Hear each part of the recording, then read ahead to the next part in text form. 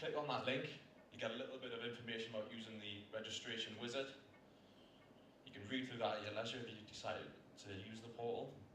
Click next from there, and then the system asks you for some contact information. So you populate your name, your title, department, fax number, email address, and a security question for your account as a supplier. You then populate some company information, so again, name, address, postcode, company registration number, VAT registration number, website. They're not mandatory fields, but you can populate them if you want to. And you put in a brief company description and also some keywords that relate to the service that you provide. You can also add company affiliations, things like construction line or Expo. You can also classify your company as an SME or various other options within the system as well. Again, that part's not mandatory. The next screen is where you come through to choose the potential procurement categories that you're interested in as a supplier. To do that, you click on Change Categories, and you're presented with this screen here. Now, it's not brilliant, but this is the unspec coding, or the top part of it. And these are all the high-level codes. You can go through there, select one or more categories that you're potentially interested in as a business. And then the knock-on effect of that is any opportunities that are advertised under those procurement categories, you'll receive a notification email through the system telling you that there's something potentially you might want to look at and get involved with. We also have an area notification screen within the portal. This is where you can choose which particular area you're interested in doing business in. So the options we've got here on the NEPO portal are all North East authorities.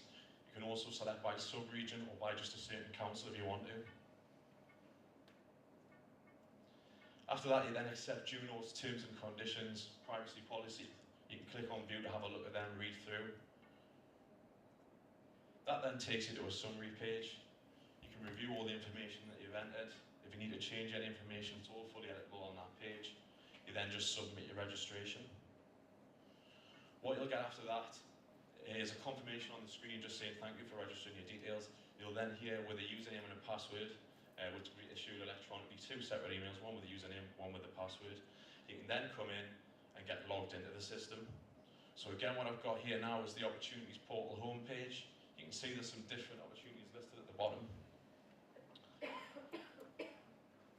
And if I click on the next screen, you can also come in as a supplier and search for opportunities. So even if you haven't been notified about anything by the system through those automatic emails that come out, you can come in, you can search for an organisation or a council. You can search by the procurement categories. If you want to look for a certain area of business, you can search by keywords. So you can just type in IT or whatever it might be, and it'll search any descriptions and stuff on the system and return the results to you. You can order them by start date or category, and there's also a box at the bottom where you can tick for the system to show you current stuff, past stuff, and stuff that's in the pipeline. So it may be advertised, but it's not actually open for business yet. This next screen is just a contract opportunity. So we found an opportunity here that we're interested in as a supplier.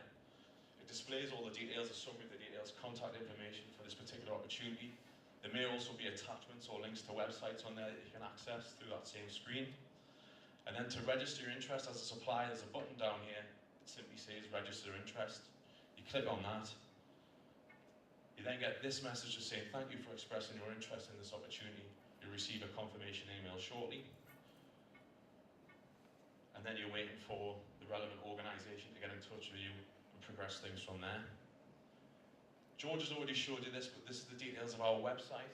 So that's the address there on the top here. We've circled the supplier tab here. So again, you can come into our website, click on that supplier tab. That'll then take you onto this next screen where all the portals that we run are listed. And the registration process is exactly the same for each one of those portals. So you can go in, register, get involved in all the different business opportunities via our systems. And that's everything in terms of the little demonstration, unless anyone had any questions for me or for George. Just a brief question. We're a very small firm and we generally would love to work throughout the country, but can we choose a location to submit tenders to, such as the North East, Northumberland, that sort of thing? Yes, James has just shown you that. Under NEPO, you can go for one council, a sub-region. We've got NEPO split into 4 regions: Northumberland, Tyne and Wear, Teesside probably, Yeah. and I forget the last one, a Uh, bit further south. So you can pick a region, or you can pick all and go for everybody.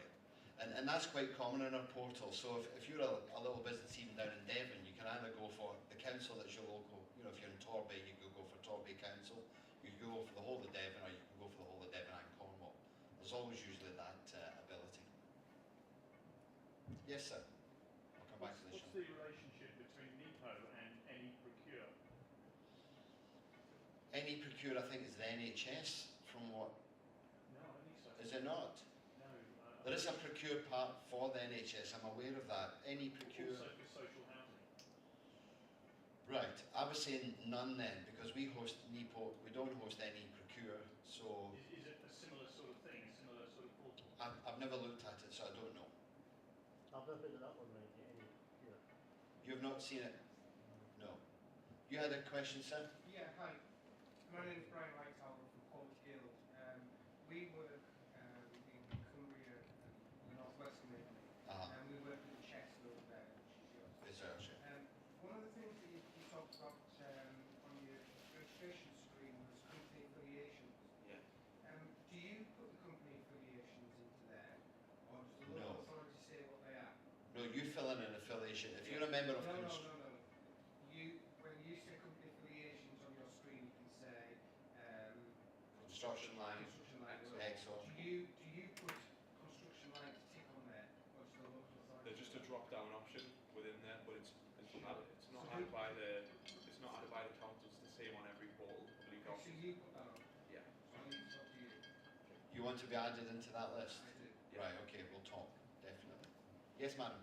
Is there any way, I mean, we do a lot of tenders, Uh-huh. and I have to say I find it a very frustrating process, and I find it very time consuming, but generally not a lot of end result. Uh-huh.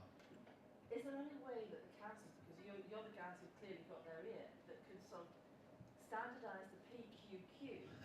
Because for every organisation we keep completing PQQs again and again, and we have to go through it every time, and we sort of append all of the same certificates, You've got the same. all of the same information going policies, in. everything. Is there no way that you could attach them to you as a supplier and say, we have 9,001, we have 18,000, we have 14,000, we have investors in people, we have all of these things, have the things that you want, but we keep having to go and upload all these documents again and again and again. You've raised two interesting points.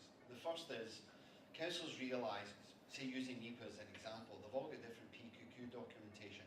There is a move afoot, but it's always difficult because of political affiliations, you know, I want it my way, no, I want it my way. They are trying to come up with standardisation, and that's not uncommon just for NEPO. They're all aware that that would be useful. We keep doing it for the same councils. I know. There are two answers. The second thing is we've also recognised that we've actually developed a PQQ tool and an evaluation tool online. And what happens is, if you sent the PQQ out last year, you can fill in the documentation. If the council then want to check the PQQ in a year's time, every answer you've got is stored, and you then only need to change the answers that are actually different. So if you had, say, 3 years financial results, you drop off the oldest year and add in a new one. But that will only help you if the council buy that software from us. So could you tell them as a supplier, they're stopping a lot of SMEs from going through the process because quite often you feel it isn't worth the effort. Well, NEPO have bought that software, so if you want to sell to NEPO, you'll be able to take advantage of Well, that we do sell to software. NEPO, but I have to say, as the FD, I am the one where these damn PQQs land on my desk for me to produce the information. And it's generally sensitive, so you can't give it to other people to do You know. because it's sensitive information about your organisation. Yeah, I would agree with you. You need to have it if you're already registered as a supplier. But also you have to think is that also what we call approved suppliers, and that's probably the register you need to be on. But we're on a lot of those. I mean, Sure. we are successful. I I just find for new opportunities, it's a pain.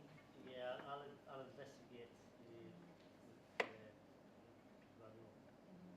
I'll just let you know, I'm the branch chair of the Chartered Purchase Supply. I was used to recently actually had about 60 buyers from the public sector attending one of the events, so I've actually got a lot of contacts with all levels of buyers within Within the North East. Good. So I'll have a word regarding the PQ curious to see if there's any way around that, you know. To be fair to NEPO, they've only just bought that software, so they might be going through a rollout process, but hopefully that should make life easier. That would save everybody and the councils from their point of view. Absolutely. Yeah. I say we've recognised that you're demonstrating a pain that we all feel, us included. But would that not be part of your software package if somebody's already registered with their details?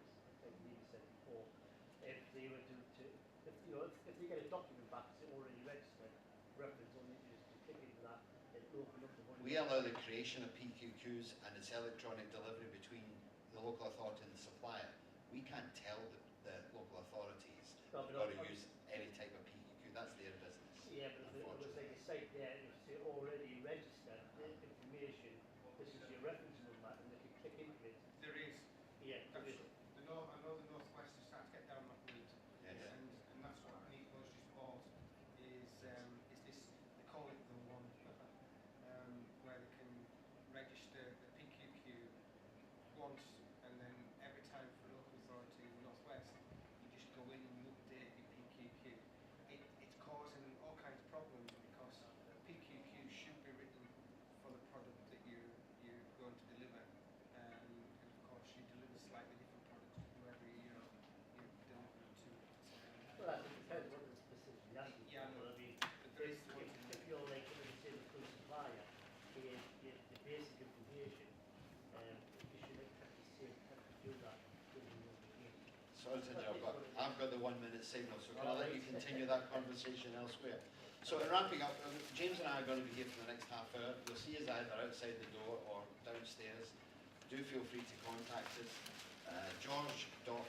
G.Humes@dew-north.com. Happy to talk to any of you. Thank you very much for your time.